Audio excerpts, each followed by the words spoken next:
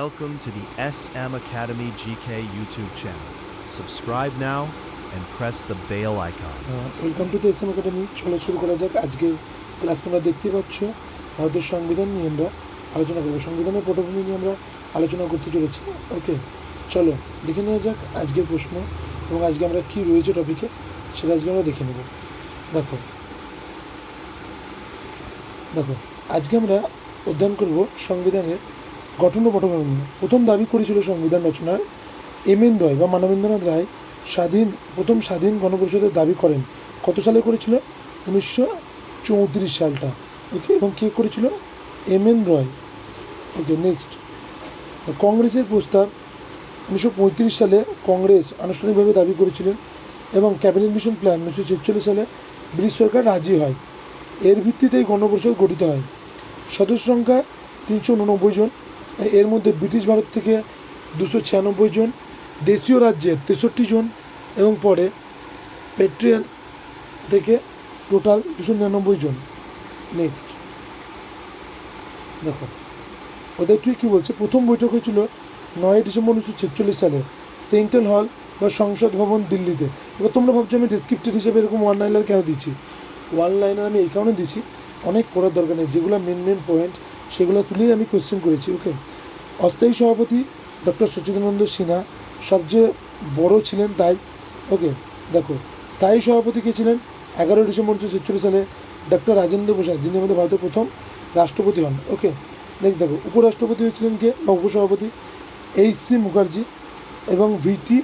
কৃষ্ণন মানচেন। দেখো সাংবিধানিক উপদেষ্টা কে ছিলেন? বি.এন. রাও। তিনি সংবিধানের প্রথম ড্রাফট তৈরি করেন। নেক্সট দেখো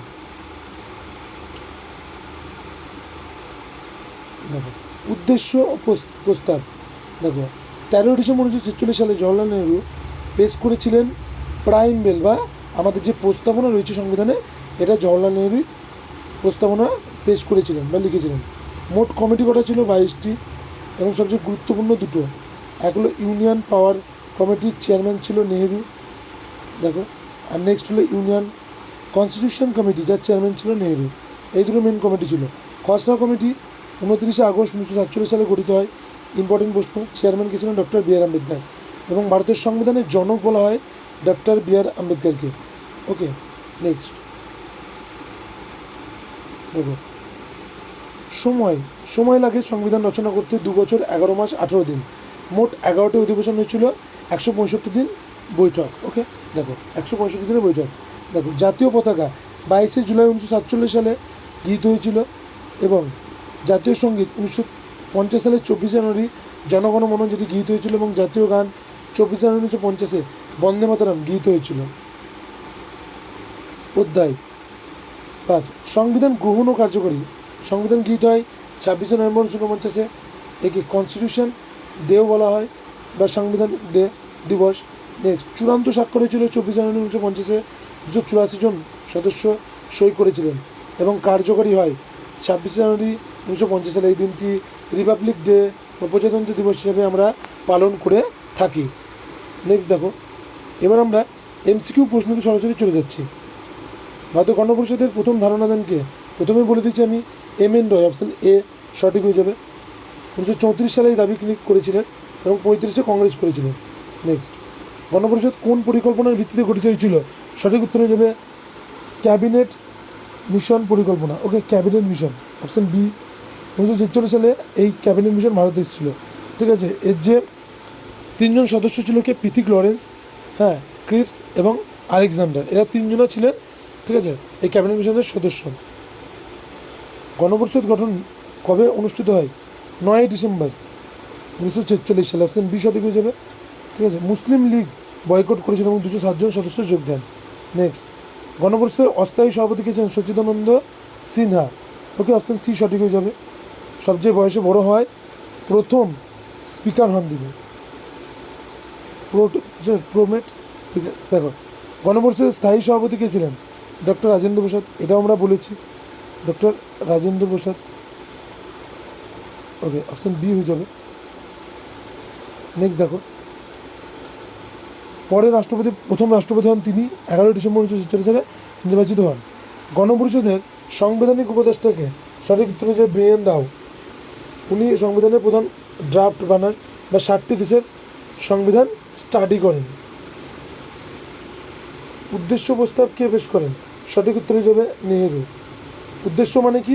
যেটা আমাদের প্রস্তাবনা। 13 ডিসেম্বর 1946 সালে এটি প্রেমবেল নামে ভিত্তিতে পরিচিত হয়।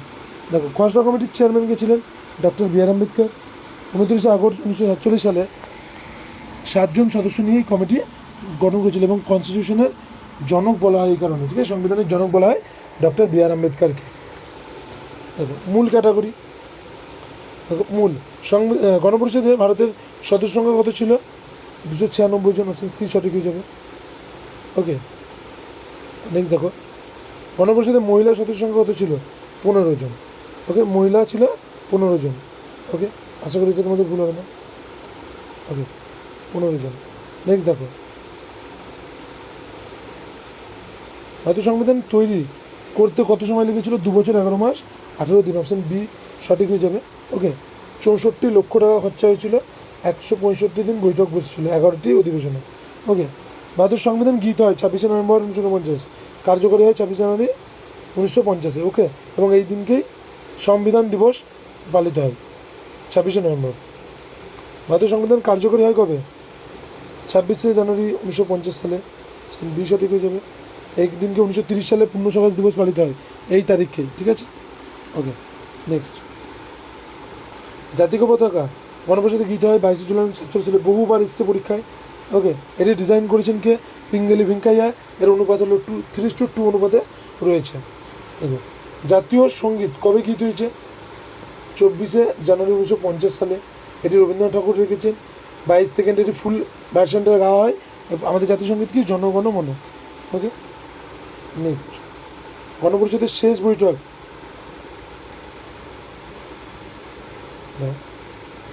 নেক্সট দেখো, গণপরিষদের শেষ বৈঠক কবে হয়েছিল?